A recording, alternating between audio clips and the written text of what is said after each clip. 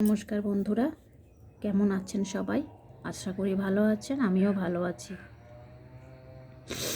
তো আজকে আমরা বাচ্চাকে স্মল লেটারের কিউ শেখাবো। এভাবে বিন্দু করে দেব।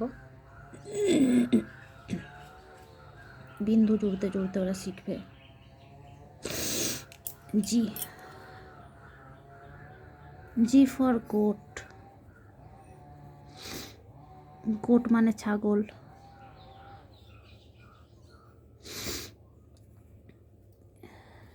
এটা স্মল লেটারের জি। যেভাবে বইয়ে আছে সেভাবে লেখানোর চেষ্টা করব। তো 4 লাইন্স কপিতে কীভাবে লিখব? 4 লাইন্স কপিতে কিন্তু এই লাইনটা হবে না, নেক্সট এই লাইন থেকে স্টার্টিং হবে। জি, জি ফর গোট। গোট মানে ছাগল।